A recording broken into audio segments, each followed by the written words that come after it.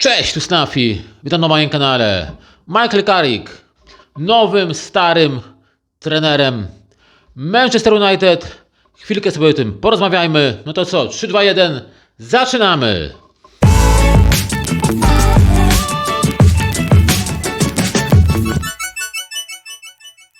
A więc jak powiedziałem, Michael Carrick został nowym trenerem Manchesteru United.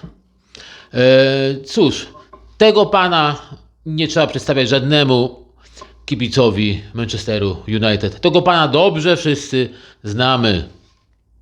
Po pierwsze, jako zawodnik rozegrał dla nas mnóstwo, ponad 300 meczy. Do tego strzelił kilka bramek.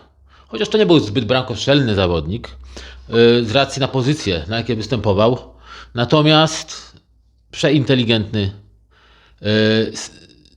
Podania, które serwował kolegom, były dostarczane z precyzyjną, wręcz można powiedzieć chirurgiczną dokładnością.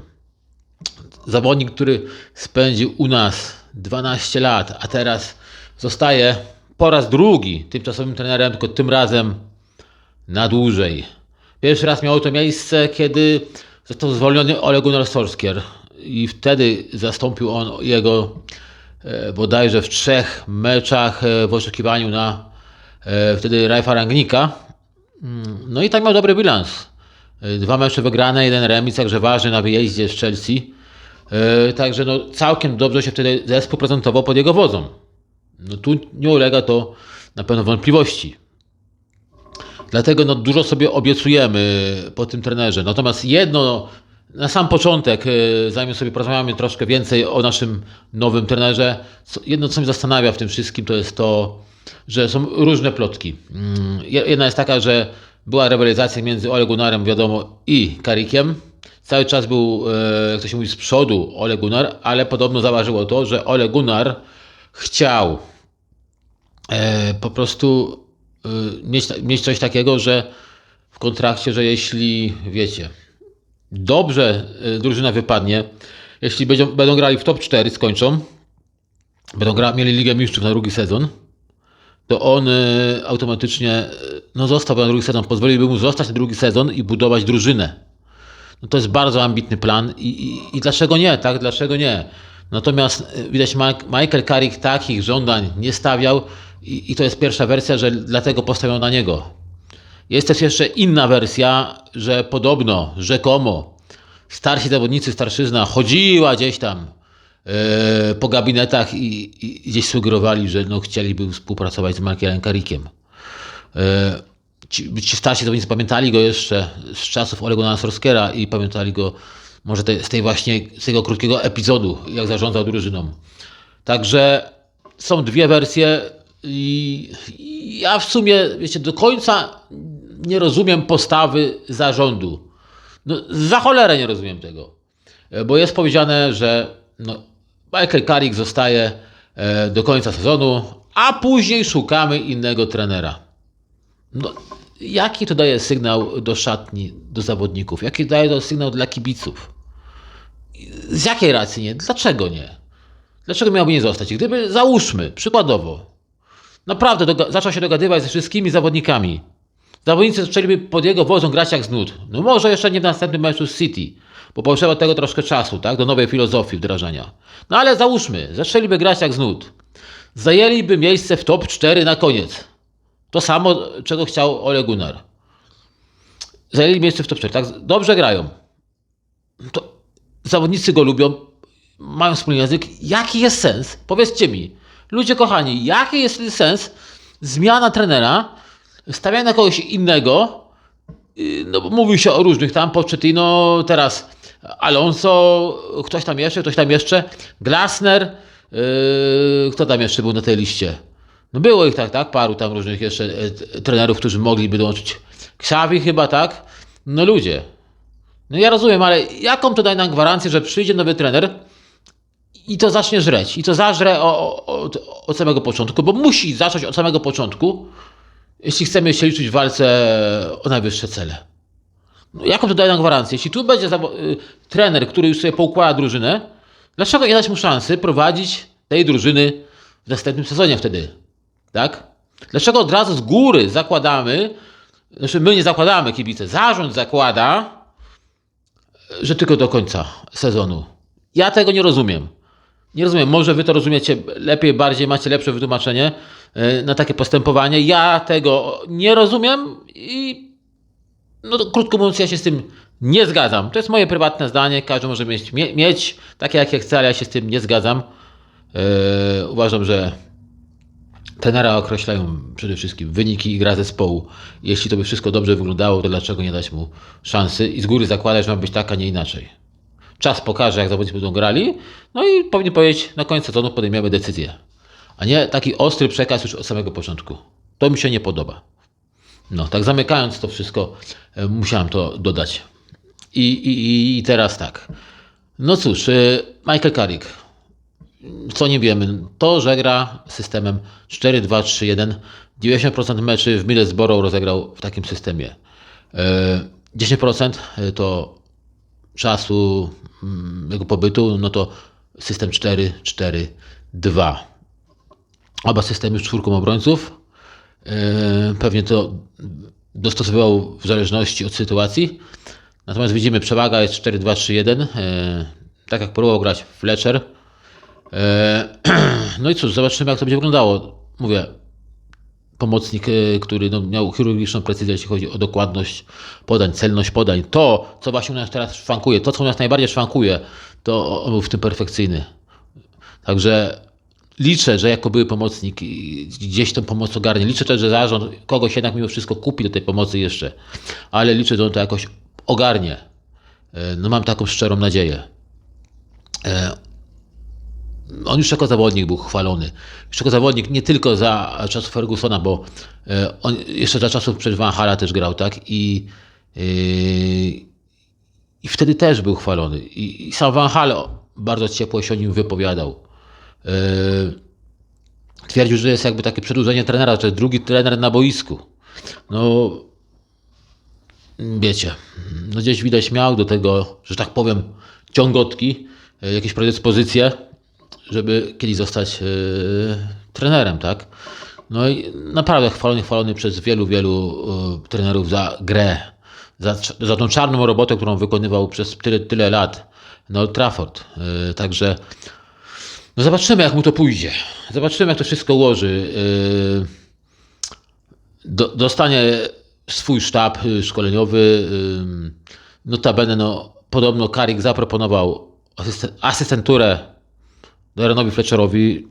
Ten natomiast odmówił, dlatego że no, czuje się dobrze w swojej misji prowadzenia akademii.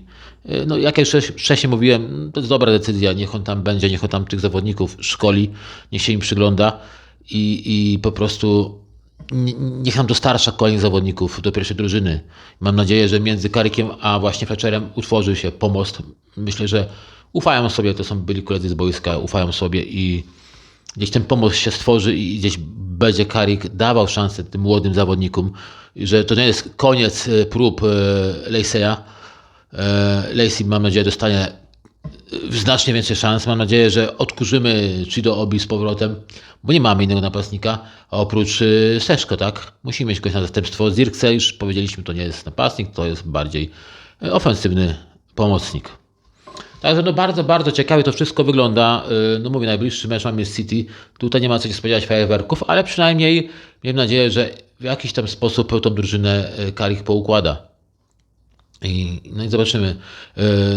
Wracają Amad Diallo i wiecie, Bryan Bumo, także no, wzmocnienie siły ataku, więc bądźmy dobrej myśli. No, chociaż po ostatnich meczach ciężko być tej dobrej myśli, naprawdę ciężko być, ale no mówię, no bądźmy na tej dobrej myśli, bo no idzie nowy trener, bo to jak powiedziałem, stary, nowy trener, tak?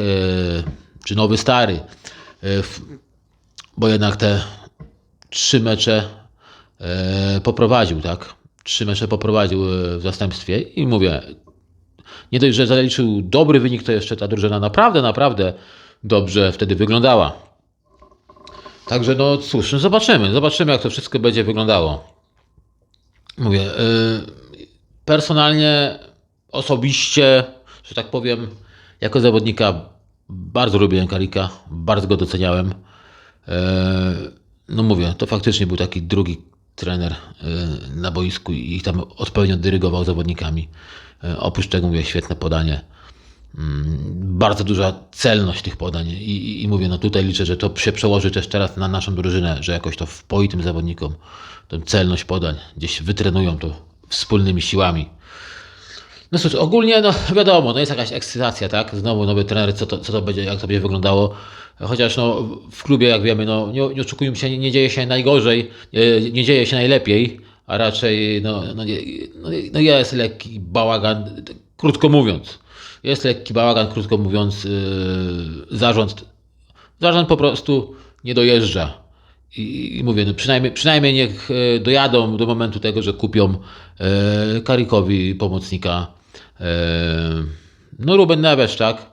No, to jest ten zawodnik, na którego czekamy i który powinien wzmocnić naszą pomoc. Także no zobaczymy. Na razie takie właśnie wieści płyną. Jeszcze nie było jakiejś, z tego co wiem, konferencji prasowej, tak? Na temat nowego szkoleniowca, natomiast ani żadnych takich wieści oficjalnych, ale już dużo wieści krąży po internecie, wszyscy mówią, że jest. Fabrizio Romano już też here we go padło, także no jest, no chyba tak, no jest. Na 99,9% jest tym trenerem. I cóż, no zobaczymy, jak to wszystko będzie, mówię jeszcze raz, wyglądało, jak wejdzie w nadchodzące mecze. Jeśli to jest prawda, że zawodnicy sami go chcieli, ci starsi zawodnicy, ta starszyzna, że go chcieli, no to teraz nie mają wyjścia. Jeśli faktycznie go chcieli, teraz nie mają wyjścia, muszą z siebie dać nie 100, a nie wiem, 120, 140% na boisku. Muszą pokazać, że chcą dla tego trenera grać, udowodnić, że chcą dla niego walczyć i tak dalej, tak? Także no zobaczymy. Już mówię to po raz 150, zobaczymy, no ale no zobaczymy, no bo trudno nam teraz powiedzieć, że będzie tak i tak. Jak to mówią, czas pokaże, najbliższe mecze pokażą, nie jest łatwy terminarz. Jak już powiedziałem, City, Arsenal, Fulham, no to nie są łatwi przeciwnicy. I naprawdę trudno będzie o komplet punktów, ale jeśli byśmy w tych 3 meczach zdobyli komplet punktów, no to myślę, że wszyscy kibice będą w niebo wzięci. Wszyscy kibice będą w niebo wzięci, a myślę, że jeśli nie 9, to i te 7 punktów przyjęliby z otwartymi rękoma. No ja bym tak zrobił, no ale nie wiem. Chyba popadamy z skrajności w skrajność, bo po ostatnim meczu byliśmy strasznie źli i już nie widzieliśmy przyszłości przed nami, a teraz przyszedł nowy trener, którego się notabene spodziewaliśmy, ale gdzieś znowu ten nowy duch się w nas wlał, jakiejś nadziei, tak, na lepsze jutro, na lepszą przyszłość. Przede wszystkim na lepszą grę, żeby kibice nie czuli zażenowania. Momentami przecież byliśmy zażenowani tą grą. Byliśmy po prostu zażenowani. Miałem nadzieję, że już więcej tego nie doświadczymy, tak? Że raczej będziemy z gry zadowoleni, będziemy dumnie chodzić, przechadzać się ulicami swoich miejscowości. Także cóż, na razie tyle. Jeśli Wam się podobało, zalajkujcie, dajcie suba, jeśli to nie robicie, a podoba Wam się to, co robię. Piszcie w komentarzach, jak Wy odbieracie tą nominację, jak Wy to wszystko widzicie. Trzymajcie się, na razie, hej!